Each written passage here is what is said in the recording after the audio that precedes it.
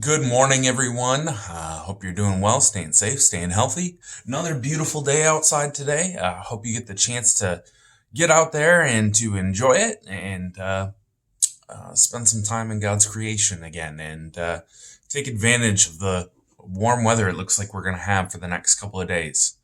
And so today for our daily devotion, we are going to be in 1 Corinthians chapter 3. We're going to be taking a look at what Paul writes there, and Ezekiel. I know I haven't given a whole lot of details the last couple of days. Ezekiel in chapters 45 and 46 continues his description of this renewed temple and city. Some interesting things there. I'll give a little commentary on it. We're not going to dive too much into it, but encourage you to take a look, to read through those as you get the opportunity to be in God's Word today. You know, as we turn to 1 Corinthians chapter 3, it's amazing to stop and to really think about it. You know, God doesn't live in temples or inhabit buildings that are made out of stick and stones. He's not really interested in locating himself in a particular place. But rather he prefers flesh and bone. Actually, he prefers your flesh and bone. We've kind of known this all along, but we've also tended to fall in love with beautiful buildings, with ornate architecture, and we gather into those places to come and to talk about God and to worship Him. And that's a joy when we can get to do those things, and hopefully that'll be happening here soon. And that's important. But now that we don't have a choice, right now, as we don't have the option to do that, to gather into beautifully decorated buildings, to come and to hear God's word proclaimed like we had in the past, it's actually a good thing in my mind.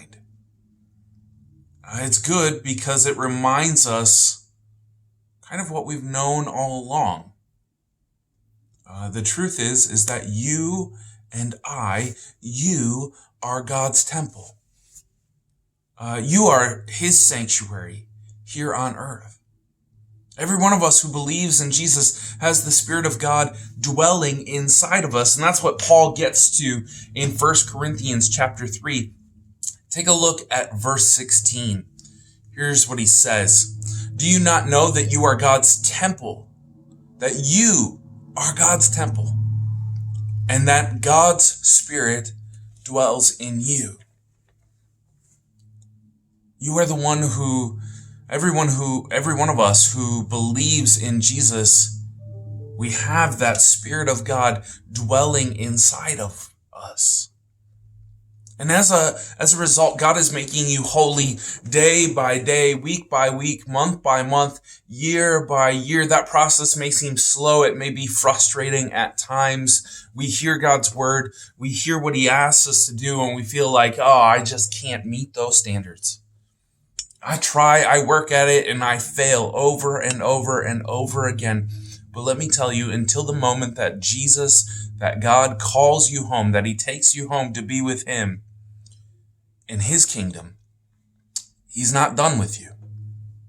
He has more work to do in you and through you out into the world.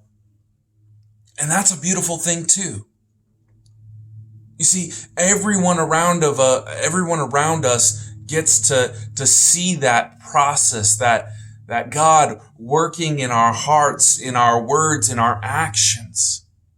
Everyone gets to see the change of God continuing to make progress through us as He draws us closer to Him through His word, through His gifts.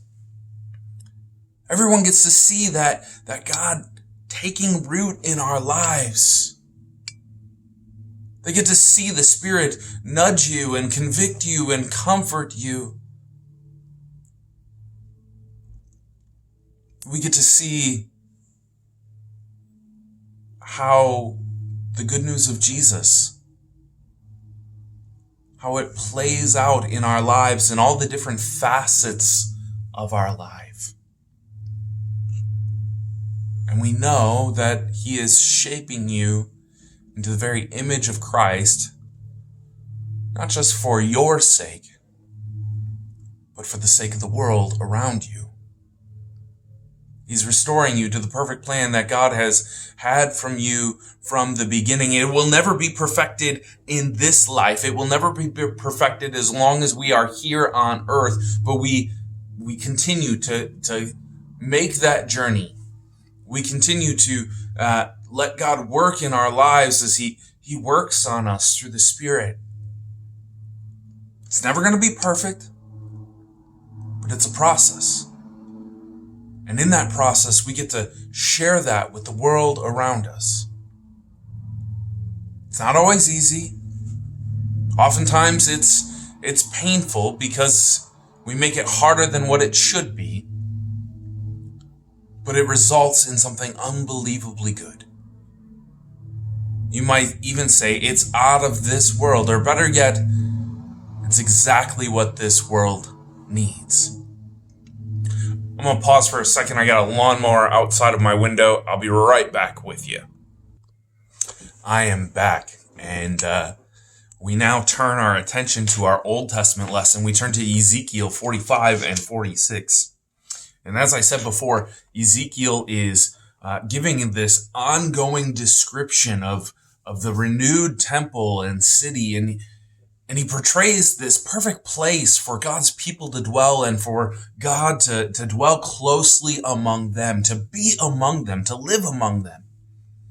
And he talks in chapters 45 and 46 about daily sacrifices, and he talks about special offerings and gifts and the special gatherings, and how God would deal with their sin and restore justice and peace among his people, that he would cleanse them from all unrighteousness and give them peace. And in these chapters, you almost get a sense that God is working in the world to restore. That he's working in the world to put things, everything, back together as it should be. And here's the good news. Eventually, it will be. God will come. Christ will return. And when he does, all of this world that has been contaminated by sin and sickness and death and disease and all the things that are broken and decaying in this world, all those things will be put back together. They will be made perfectly as God intended them to be, and they will stay that way forever. We talked about it yesterday. That world, what God has in store for us, is more incredible than anything you or I could ever think of, could ever dream of, could ever imagine. And it will stay perfect. We will be made perfect, and we will get to live in his kingdom forever. What great news and joy that is. I will give you a report when I have some news about possibilities of reopening. Encourage you to watch our service for this weekend. When that gets posted, we will have a message about reopening on there, and I'll also give you an update on our daily devotions as well. And so encourage you to stay tuned. Hopefully that'll be out Friday or Monday to get those things posted for you and give you word about when we can come together as God's people again and how that's going to look. All right. God's blessings to you, and I will see you tomorrow. God bless.